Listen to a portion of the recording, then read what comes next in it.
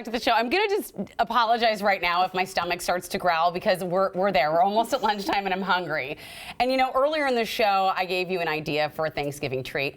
But if you're starting to plan your holiday dinner menu now and you're looking for some new ideas for side dishes, we've got you covered too.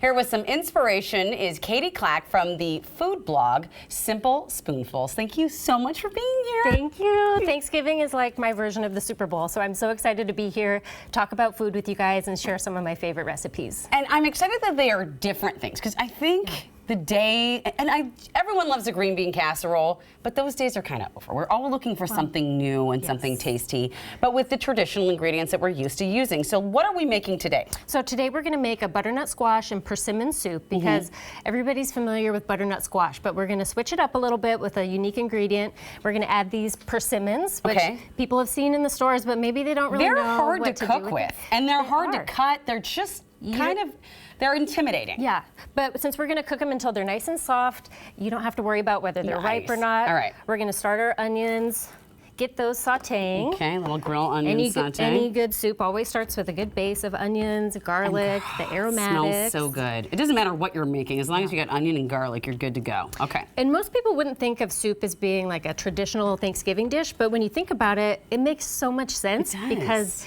it's going to taste better if you make it a day or two in advance. Yep, there you go. If you're tasked with taking it to somebody else's house and you're not hosting, super easy to transport, easy to reheat. Makes good leftovers. Super good leftovers. We're going to go ahead and add some garlic.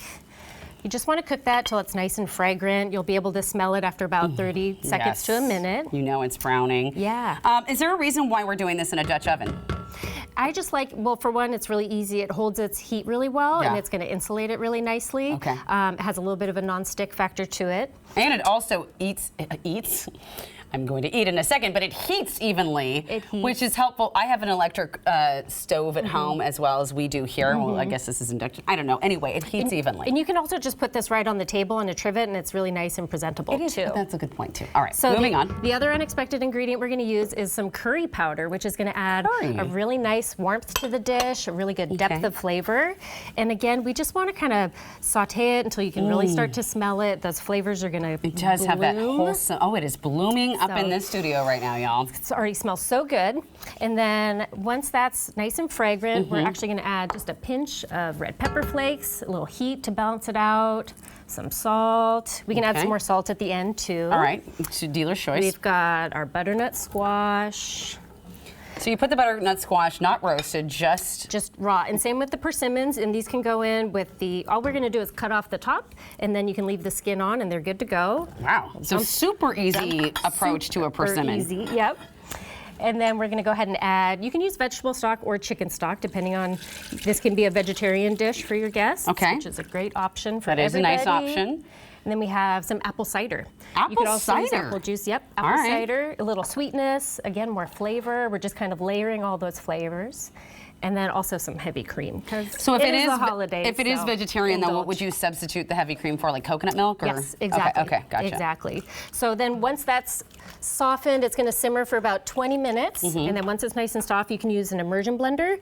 Pop it right in there, blend it up until it's nice and creamy, smooth. That's actually nice and easy. Yeah. That's so great. You don't even have to move it out of here. Exactly. Okay. So this is what the finished product is going to look like. All right. And so I really like soup for two reasons. One, you can serve it in a bowl or a cup. It's one less thing on your plate during Thanksgiving, which I don't know about you, but my plate is always full. There's the real estate is slim.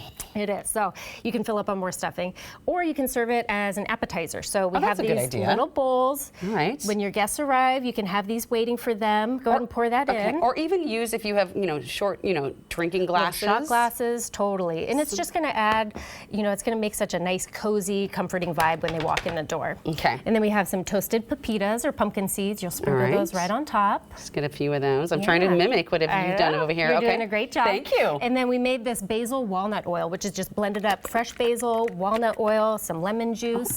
Get a little squiggle right on top. Is it got kind of a pesto vibe to it? No, it's just really herby and bright, and it's going to kind of cut through the richness of that creamy soup. All right, and the walnut oil is so smooth. Yes. What are these? Those are microgreens. So microgreens. Anytime you want to add that little bit of fanciness, microgreens add a microgreen. Those are the answer. Okay, good. Hopefully this will stop my stomach from growling, which I've been hiding from you, by the way.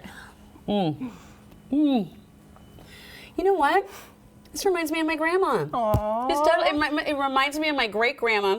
She wasn't the nicest Italian lady, but she did make a good soup. I love it. Good soup, yes. Mm. I love That how is so recipes good. can remind you of the people in your life Right? that can't be Okay, I here gotta with us stop. anymore to enjoy those things. Oh, that is so good.